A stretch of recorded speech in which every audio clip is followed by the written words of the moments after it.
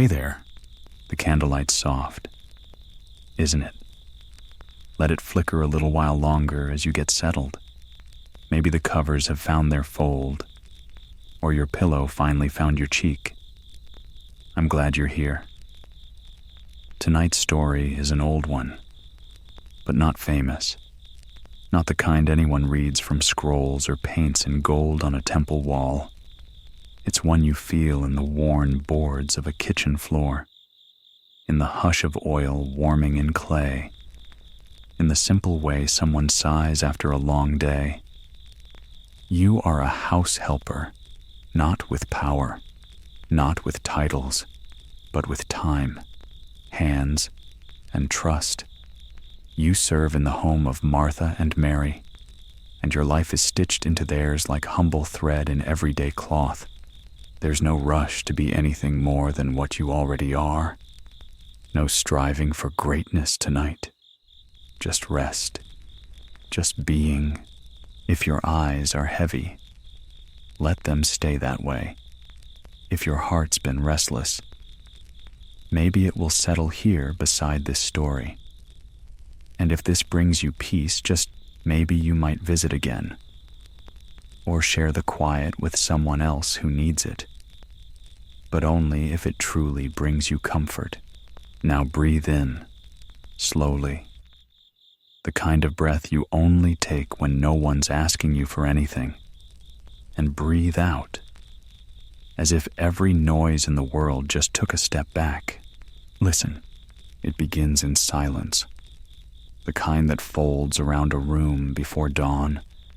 The kind that holds the whole world in its arms, waiting for it to stir. You sleep in the smallest room. Not quite a room really, more like a corner with a curtain drawn.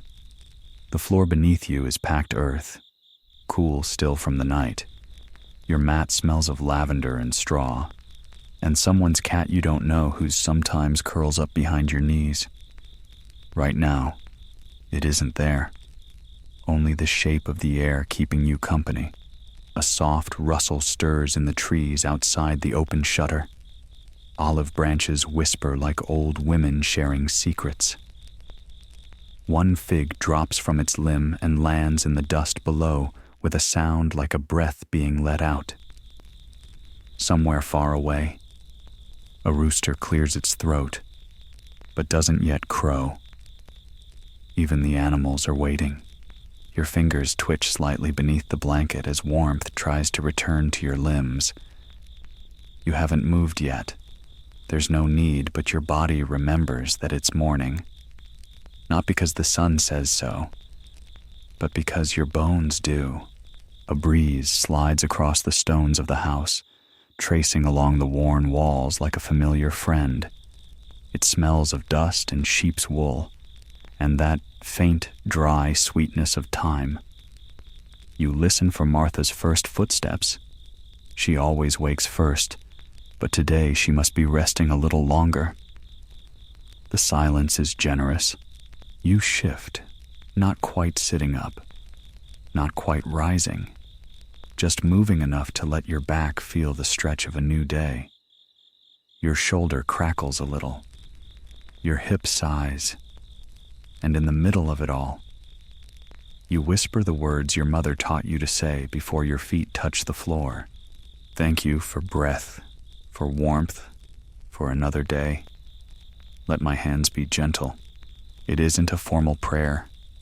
No one taught it to you in synagogue, but it's yours. It lives in the space between chores and chores, between bread and broom. You sit up, slowly, wrapping your shawl around your shoulders, even though the morning hasn't decided whether it's cold yet. You rub your palms together, then place them on your knees, grounding yourself in the soft rhythm of stillness.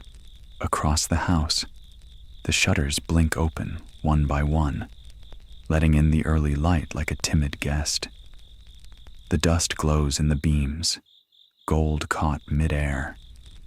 You stand barefoot, your toes curling slightly at the chill of the floor. and you start your day with the most sacred of all beginnings, walking toward the water basin. The pitcher is half full, left from last night, the lip cool and wet to the touch. You pour slowly, the stream catching the light, and rinse your face. The water kisses sleep from your eyelids. You don't dry it. You let it linger like a blessing. The kitchen smells faintly of last night's stew, and something else, the kind of smell that only comes when fire has gone out completely and left behind its memory in the walls. You light a fresh flame with flint and dried grass, and the crackle of it is satisfying, small, quiet, alive. You crouch beside it, warming your fingers, watching the way it curls upward, as if it, too, is waking. Outside, the world stretches. A dog barks once, half-heartedly. Birds begin the long-winded conversation they always start at first light. One of them, a dove, maybe nests near the window and coos gently, rocking your thoughts into the rhythm of the morning.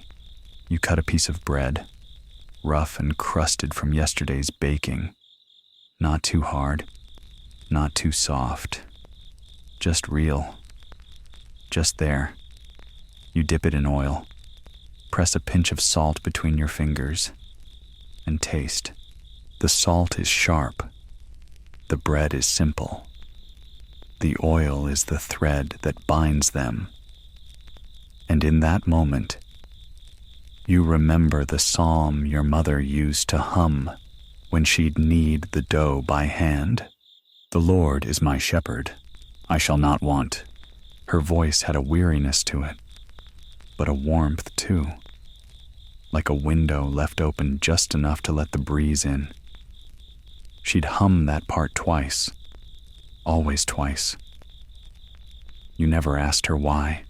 You chew slowly, not because you're tired, but because you want to stay here in this moment just a bit longer. The fire flickers. The birds outside argue softly.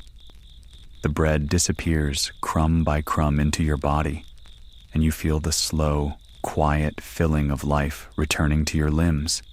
When you finish, you rise again, stretching once more.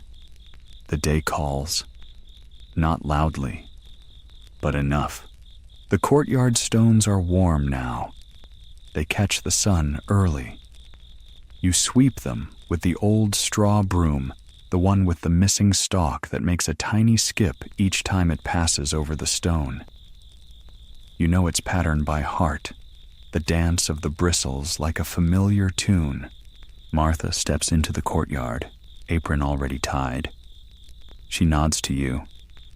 No words yet. Just the kind of nod that says, "We made it to morning again." You nod back. She picks herbs from the garden, rosemary and mint, and you gather the kindling for the larger stove. The clay pot needs scrubbing. The basin needs emptying.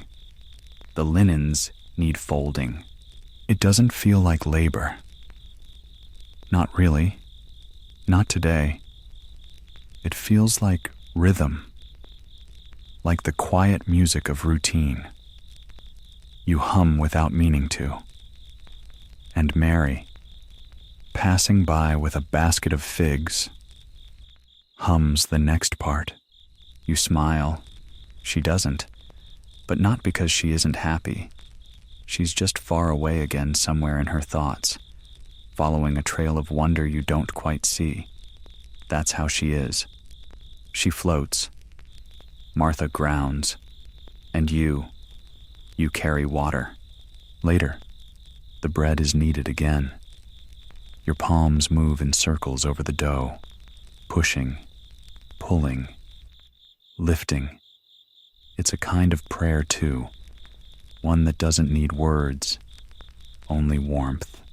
The dough is sticky at first, then supple, then soft, like hearts, you think, when held long enough. You cover it with cloth and leave it near the fire.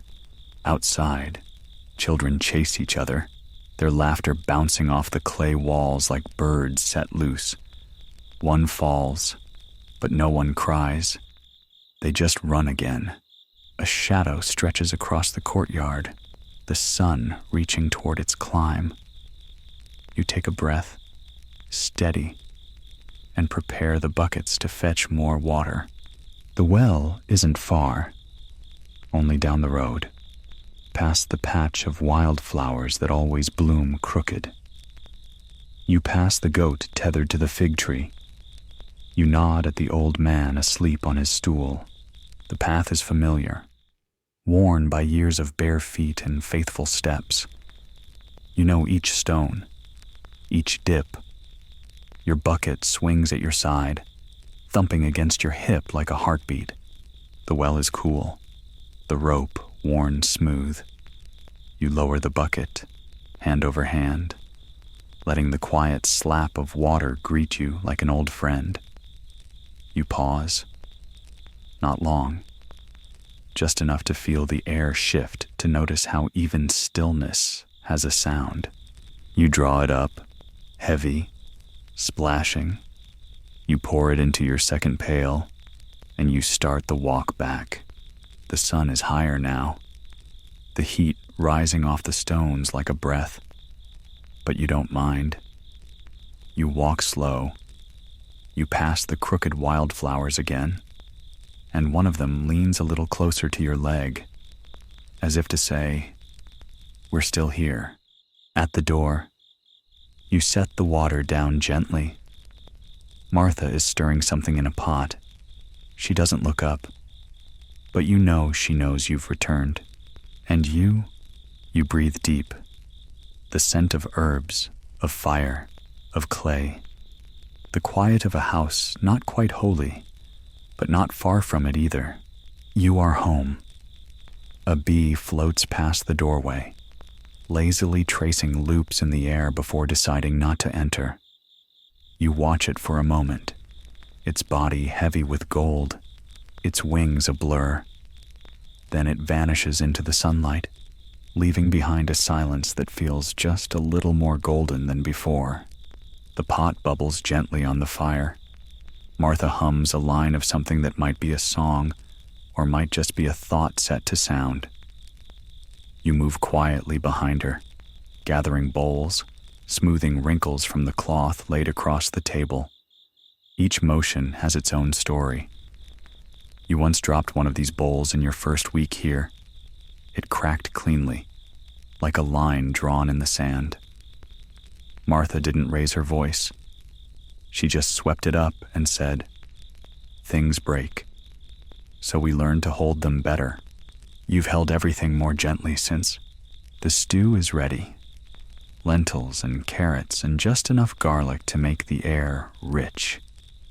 You taste a small spoonful to check the salt. It warms your tongue. It settles in your chest like a calm hand. You portion it carefully, then carry each bowl with steady steps. Mary appears at your side without a word, offering bread. Her smile is a shadow of something private, but it's enough to make the moment glow. You both sit together by the threshold, legs crossed, the bowls warm in your laps. Birdsong continues, unbothered by your stillness. You eat slowly, not because the food demands it, but because the moment invites it. There's no hurry. There's no reason to rush past something so simple and full. You chew and think of David, not the king but the shepherd, the boy with songs in his sling. Someone once told you he wrote a psalm while watching sheep sleep. You don't remember which one, but that part stuck with you. The image of a boy in a field, whispering prayers while everything around him dreamed. Martha joins with a cup of water, and no complaint, just a nod. You all eat in silence that isn't empty. It's the kind that lets you feel full, even after the bowl is clean. After the meal, the rhythm resumes. The bowls are rinsed in cool water, the crumbs brushed from the cloth, the pot scrubbed till it shines with quiet pride. You carry the linens to the line outside, pinning them where the breeze can find them. They flap like slow wings, pale and clean against the sun. Beyond the wall, a cart passes, wheels creaking, oxen sighing. You see a man walking beside it with a staff in hand, his robe dusted with the long path. You wonder where he's going. You wonder if he wonders where you are. Inside, the floor needs sweeping again. It always does. Dust doesn't rest for long. You take up the broom and begin your path, slow and sure. The bristles whisper across the stones, collecting what the wind brought in. You pause once to drink just a few sips, then set the cup down in the patch of light that sneaks through the window. The light catches in the water, turning it silver for a moment. It's those little things that make you pause. Martha is rearranging the shelves. Mary is scribbling something in charcoal. You return to the sweeping. The broom doesn't ask much of you, just patience, just presence. Hours pass like clouds quietly, shifting without sound. You lose track of them. You're not watching the sun. You're watching the space between tasks, that soft place where time drips, slow and honeyed. Someone knocks at the door. You don't rush. You walk gently to answer. It's an old woman with dates wrapped in cloth. She trades them for a handful of mint, nods without speech, and walks away. Her feet shuffle like wind through sand. You watch her go, then close the door. The house is warm now. The stones, the walls. Even the air feels slow with heat. You splash your wrists with water. You sit for a moment on the stool near the hearth. Not tired. Just listening. Far away, the sound of a child crying. Then quiet. Then laughter. It's always like that, grief passing into joy with a breath in between. You stand again. The basin needs emptying. You carry it out and pour the water in the garden, watching the way the dirt drinks it. The leaves of the basil plant twitch, grateful. You nod to it as if it thanked you. Then, back inside, where the linen is folded now, Mary hums a tune unfamiliar to you, but it feels soft in your chest. You don't ask her to stop. You hum a different tune beneath it, and the sounds don't clash. They drift together like clouds passing in opposite directions. Martha pauses beside you, handing you a cloth. Dust, she says. Just that. No more. You dust. The shelves, the ledge, the jars with herbs, the wooden carving above the door. No one remembers who made it, but no one wants it gone. You brush along its edges, lifting the time from its grooves. There's something lovely in this. Not glory, not greatness, just being needed. Just having hands that know what to do. A knock again. This time, a traveler seeking shade. You bring water and bread without being asked. He thanks you with his eyes more than his mouth, and you know what it means to be a part of someone's peace. He doesn't stay long. Just long enough for the dust to settle on his sandals and for the shade to cool his brow. Then he's gone. You watch his shape shrink down the road like a dot in a drawing, until it vanishes behind the olive trees. The sun is dipping now, slower than before. It seems to hesitate, as if it, too, doesn't want to leave. You feel that, the reluctance of endings. You gather the cloths from the line, folding them against your chest. They're warm. They smell of sun and wind. You think of your mother again. She used to press linens to her face and say, "Even the sky has a scent."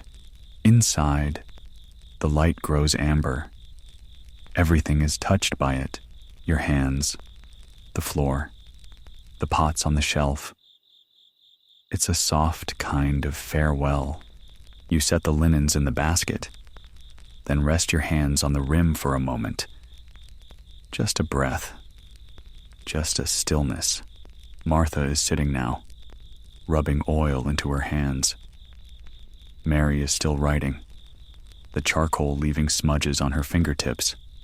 You watch them, and they feel like pages of a story too old to have a first chapter. Then you step outside, just for a moment, just to feel the end of the day with your skin. The road is quiet. A bird hops from one fig branch to another. The shadows stretch like cats across the ground. Somewhere, a dog barks twice and is silent. You sit on the step, elbows on knees, breathing. The smell of baking still lingers in the air. You don't know where from. Maybe a neighbor. Maybe the wind carried it far. Your legs ache. Your palms are rough. Your eyes feel heavy. But your soul feels like it belongs. You stay seated a while longer, watching the way the shadows lean against each other. A breeze stirs the hem of your tunic, lifting it slightly before letting it fall again like a sigh. The air tastes of dust and rosemary. You chew on a piece of mint you tucked in your pocket earlier and feel its coolness bloom across your tongue. A beetle makes its steady way across the stone step. You shift your foot just slightly so it can pass undisturbed. Someone down the road sings not loudly, but clear enough that the tune finds its way to your ears like a memory. It's not a song you know, but it feels familiar, as though you once heard it while half asleep, tucked against your mother's back. You let your head rest against the wall, and for a moment, you think of nothing. No task, no duty, just the shape of now, soft and formless, like the inside of a cloud. When you rise, the sky has turned. The blue deepens to a color that makes you think of the word hush. Inside. Martha is finishing the last of the kitchen work. She moves with a kind of grace only earned through repetition, not artful, not deliberate, just sure. You help where needed. You place lids on jars, gather stray peels from the counter, rinse the spoons that sat too long in the basin. Every sound is softened by the hour. Mary puts away her charcoal and stretches, her spine cracking gently as she reaches to the ceiling beams. She glances at you with eyes that have just returned from wherever she went in her thoughts. You nod, and she nods back, and neither of you says a word. It is enough. You refill the water pitcher one last time. The handle is smooth from many fingers, the lip chipped slightly, but not enough to spill. It pours a perfect arc into the basin, and you admire it. Not out of pride, but for the simple satisfaction of a thing that works well. A neighbor calls out from across the way, asking if any bread remains. Martha sends you with a small bundle wrapped in cloth. You carry it down the narrow lane, your footsteps quiet against the worn path. The neighbor, an older woman with eyes like river stones, smiles wide and thanks you with both hands. She touches your shoulder before you go, and it lingers. The kind of touch that says more than words. As you return, the sky begins to pulse with stars. Not all at once. One here, another there. like God is lighting them gently so no one gets startled. The first star you see, you whisper a prayer to, not because you were taught to, but because your heart has always leaned that way. Let tomorrow be kind, you say to it, and it blinks as if it heard. Inside the house, the warmth is steady. The fire has dimmed to a red glow, the kind that holds its heat without boasting. You place a few more twigs in the hearth and watch as they catch. Slow and orange and alive, Mary sits with a child in her lap, the neighbor's son, who wandered over earlier. He's telling a story about a turtle he once saw, and she listens like it's the most important tale she's ever heard. Martha smiles without looking up from her stitching. You sit near the wall, letting their voices drift over you like wind over tall grass. The child asks a question. Do stars fall? Mary says softly, only when they're tired. He nods, satisfied with that, and leans back into her arms. You chuckle. Just once. Not loud. Just enough to feel your chest rise and fall with joy. There's no reason for it. Just the comfort of voices, of company, of a day well spent. The child's eyelids flutter, and he is soon asleep. Martha folds her cloth and sets it aside. You begin to gather the extra cushions, making places for rest, for dreams, for the long hush of night. You light the small oil lamp near your bed. Its glow is shy, flickering against the wall like the reflection of a song. You sit cross-legged for a moment, your hands in your lap, the silence like a shawl wrapped around your shoulders. And then you lie down. The mat creaks beneath you, familiar and low. You shift once, then still. The stars outside multiply, filling the sky with slow light. Somewhere, a dog sighs. Somewhere, a branch groans. Somewhere, the world keeps turning. You think of the day not as a story, not as a series of moments, but as a soft blur of warmth and dust and breath. You do not name it. You do not judge it. You just let it be. Your body is tired in that honest way that feels like truth.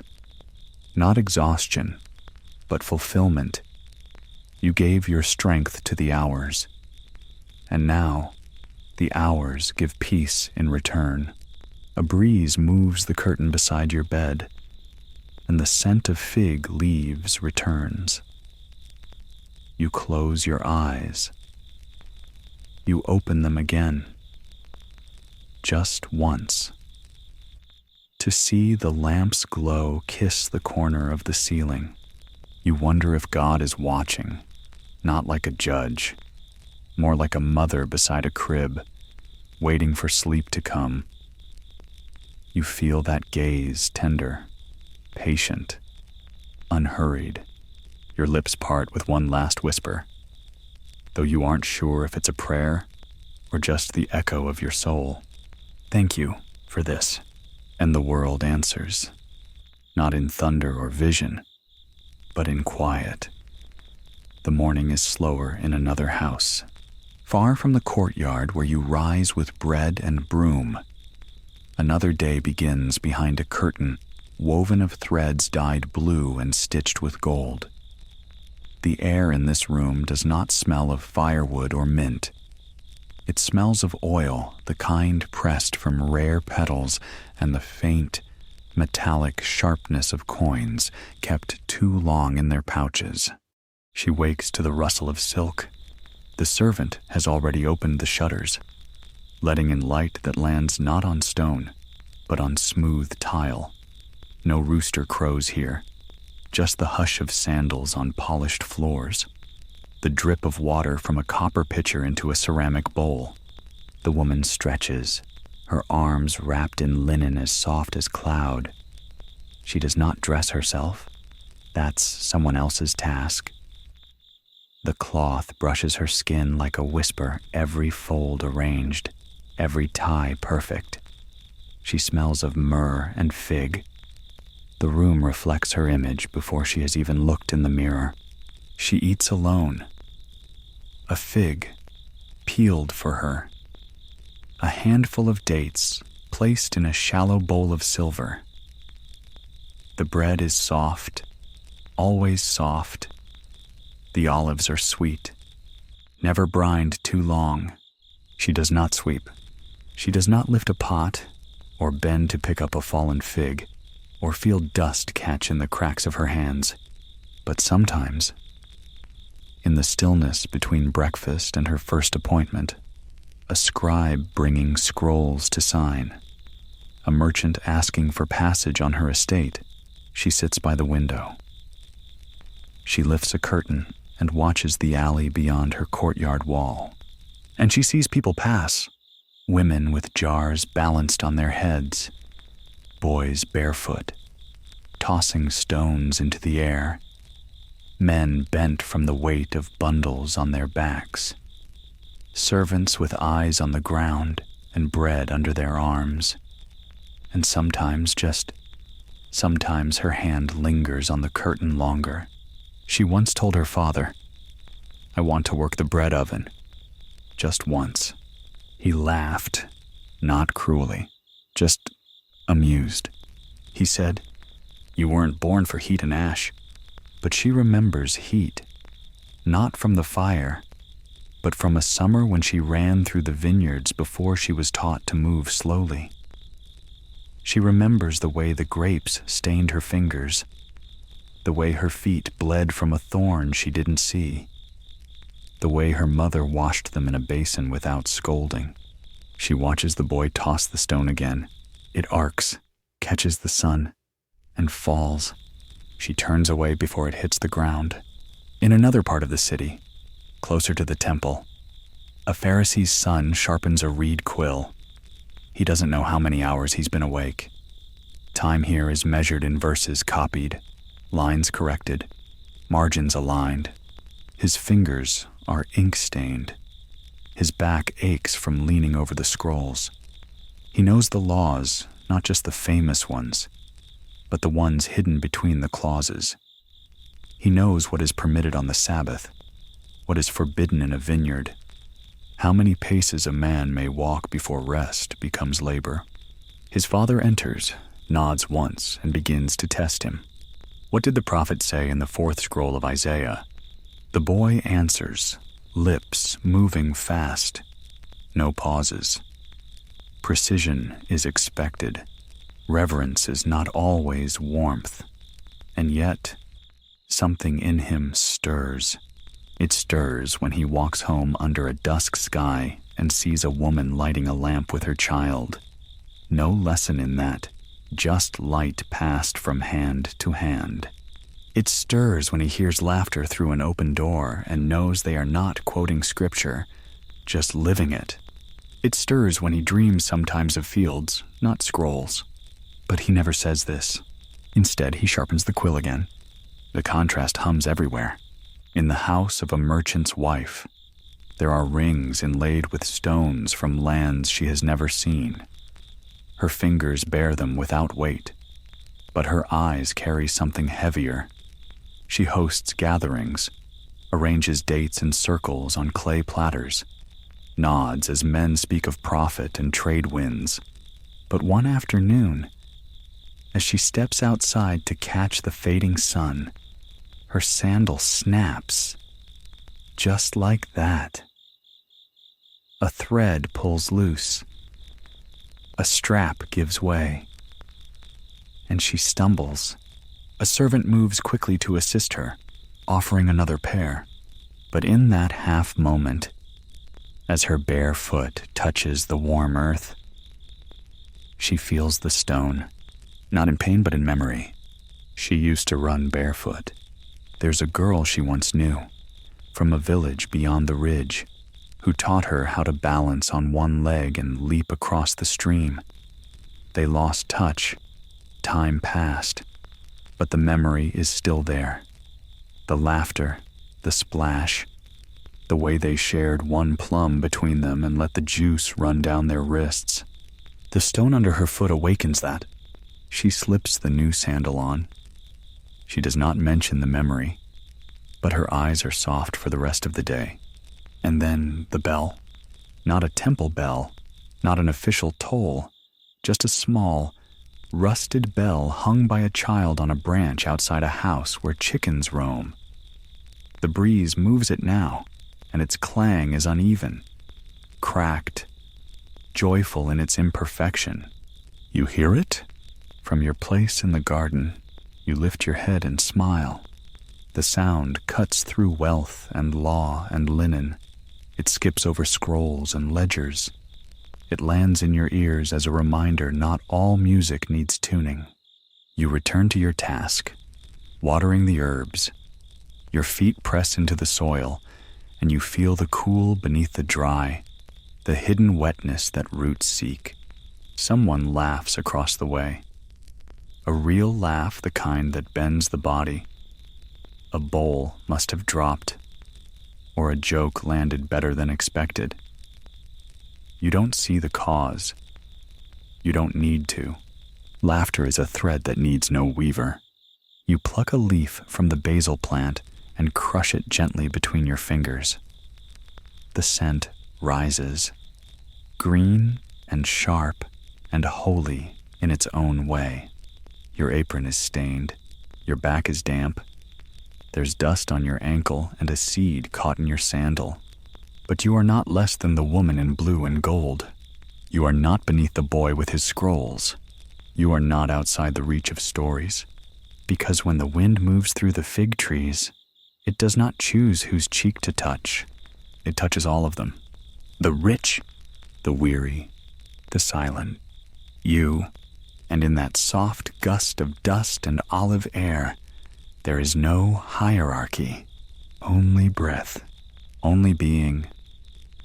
The shadows stretch long across the courtyard now, pulling gently at the edges of the day like a blanket drawn slowly over tired shoulders. The stones beneath your feet are still warm, but the air begins to cool. It brushes your arms with a whisper, reminding your skin that night is near. You carry the last of the folded cloths to the shelf, stacking them one by one. Your fingers careful not to crease the corners. The basket you used hangs lightly now from your wrist. Its weight gone, but the mark still pressed into your skin. You set it down and roll your shoulders slowly, feeling the soft grind in your joints, the ache that always finds you around this time. The broom leans against the doorframe. The water pot has been covered. The last bowl has been dried and tucked away, and your breath comes deeper now, each inhale slowing as the quiet settles over the house. Martha's voice carries from the other room, low and steady, giving instruction to no one in particular. Mary replies, but her words float like smoke, indistinct. You don't join them yet. You sit by the doorway instead, your back against the frame, knees pulled close, and just listen. The day clings to your body. Your calves feel heavy, as if every step you took has lingered in the muscle. Your wrists are lined with faint flour, and your elbows remember the pull of stirring stew. But none of it feels like burden, just the echo of usefulness, of having been part of something. Your eyes scan the sky above the rooftops. A pale glow still clings to the horizon, like the last note of a lullaby not ready to end. A single bird flies across the fading light, wings steady, shadow trailing behind like a thread on the wind. Behind you, someone begins to hum. At first, you think it's in your head some leftover echo of the afternoon. But then you hear it again, low, aged, warm like wool soaked in memory. It's the old woman next door. Her voice isn't strong, but it doesn't need to be. The notes are cracked at the edges, like dry earth holding rain. She hums the psalm, the one your mother used to murmur when she thought no one listened. "The Lord is my shepherd." You close your eyes, not fully, just enough to let the sounds rest softer against your thoughts. "I shall not want." Each line she hums is a rope tied to a memory, a step back into every morning your mother sang over dough. Every evening she wrapped arms around your shoulders and called you beloved, even when your knees were scraped and your heart unsure. He makes me lie down in green pastures. Your lips part slightly. The words don't come aloud, but they form just behind your breath, shaped by longing more than voice. He leads me beside still waters. You feel it, the ache, the rest, the truth, that you are tired, not just in your body, but in the parts of you that carry quiet questions, that wonder if the rhythm of your days matters. If anyone notices, he restores my soul. You open your eyes. The sky is darker now. A lantern glows faintly in a nearby home. A dog barks once, then twice. The scent of lentils and ash lingers on your shawl. You stand slowly. Your knees creak like the old bench outside the bakery. You smile at that, at the familiar pull in your joints, at the way your fingers curl naturally as they reach for the door. Inside, Mary has braided her hair. She looks up and offers you the stool closest to the fire. You take it with a nod. Martha brings a small dish of figs and places it in the center of the table. The fire crackles softly, and the air smells of smoke and fruit and something like peace. You don't talk much. No one needs to. The room holds your quiet like a bowl nothing spills. You peel a fig, fingers sticky with its sweetness. You chew slowly, not for flavor, just to stretch the moment. You've eaten hundreds of figs, but this one, in this light, in this hush, feels like the first. Mary drops her spoon. It clatters. A fig rolls off the table and comes to rest against your foot. She blushes. You pick it up and set it back without a word. Martha chuckles, not at her, but at the sound, at the silliness, at the softness of something imperfect. You smile. No one tries to fill the silence. It lives between you all like a fourth presence. Welcome. Whole. Known. The fire fades. The figs are gone. The lamp burns lower. Your limbs ask for rest. You move through the room, with care now. Each task slower. Each step cushioned by the hush that's fallen. You fold one more cloth. You stack 2 more bowls. You brush your hands clean with a soft rag and hang it on its hook. The cushion you sleep on waits in its usual place. You settle onto it with a long breath, knees bent, shawl drawn close. Your body hums, not with energy, but with memory, of footsteps, of bread sliced, of water carried, of cloth wrung, and laughter shared. You close your eyes, and the old woman next door, she hums again. Even though the day is gone, her voice remains, a thread between dusk and dream. You do not sing with her. You just listen, and let the words cover you like a blanket. Surely goodness and mercy shall follow me. And in your heart, you whisper what you've always believed. Even here, even now, all the days of my life, a child giggles in the courtyard. You open your eyes just a little, not to see, but to hear more clearly. The sound is small, high, the kind that bursts out without warning, too sudden for thought. too soft to startle. You smile in the dark.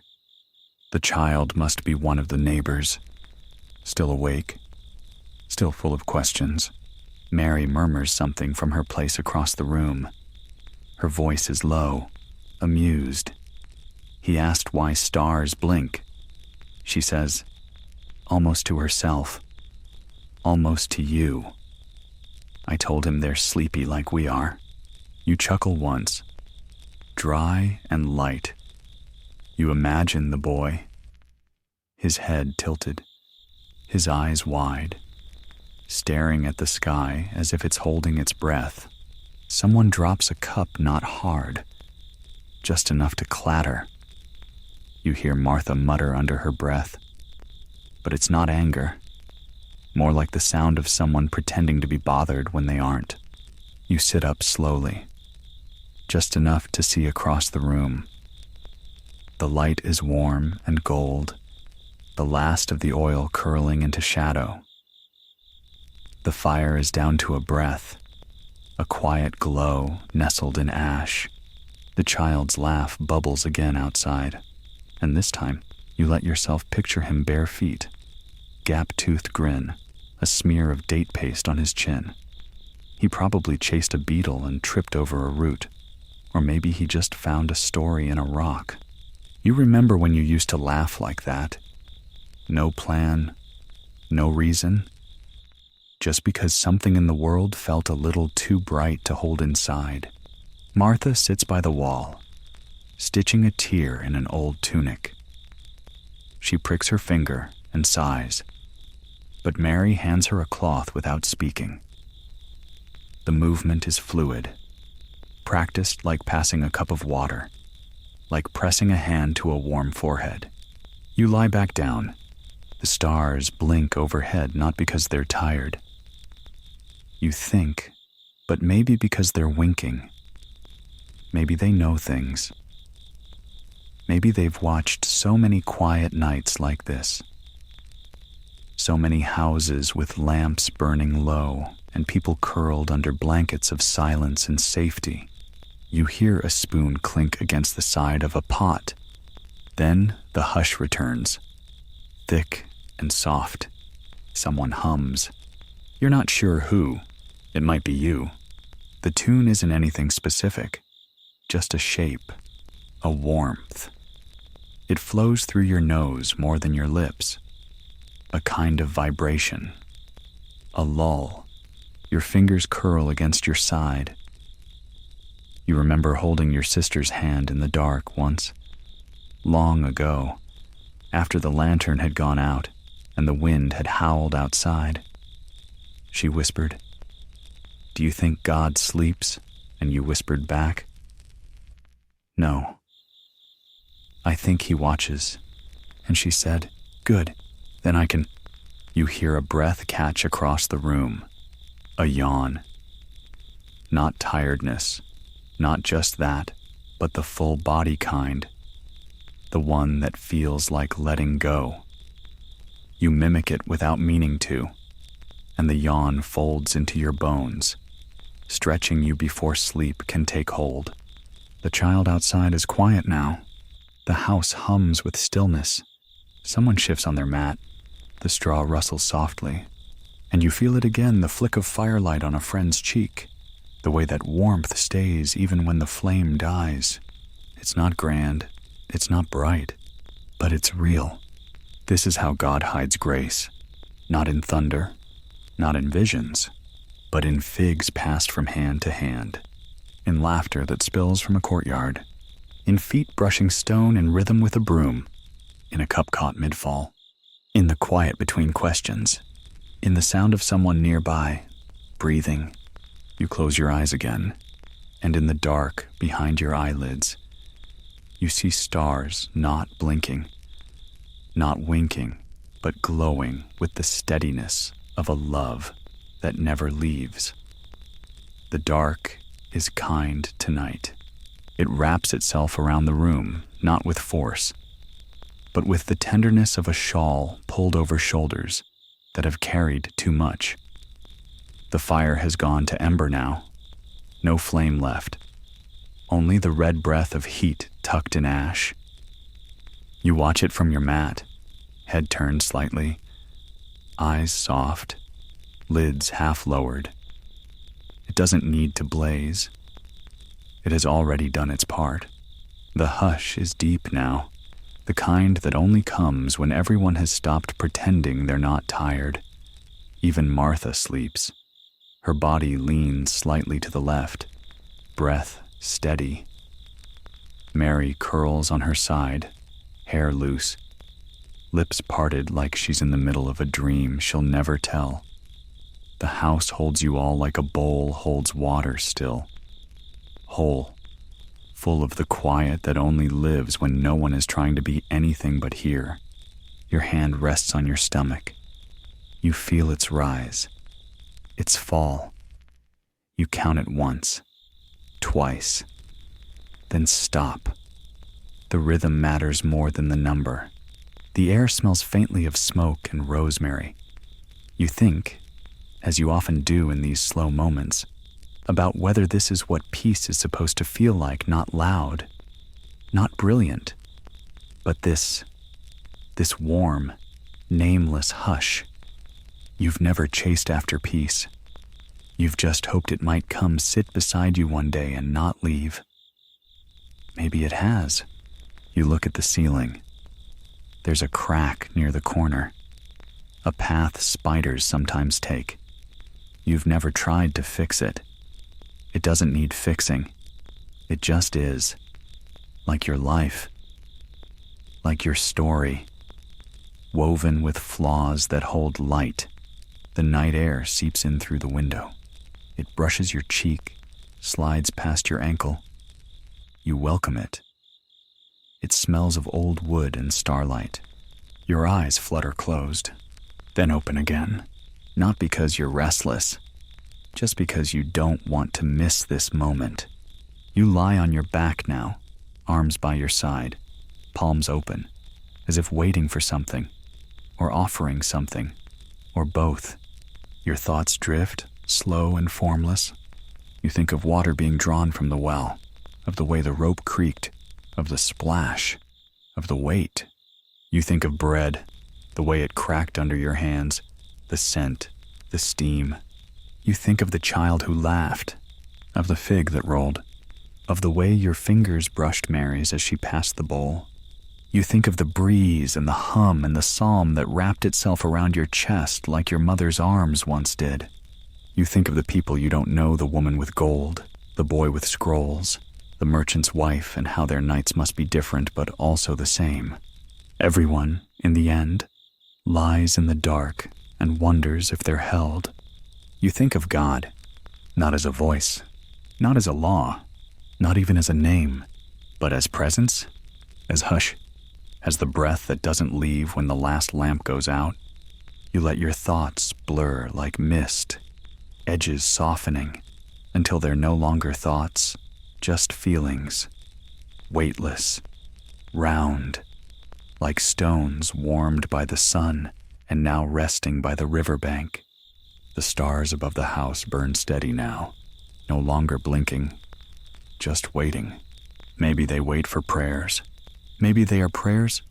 You turn on your side, curl slightly, and nestle your hands beneath your cheek.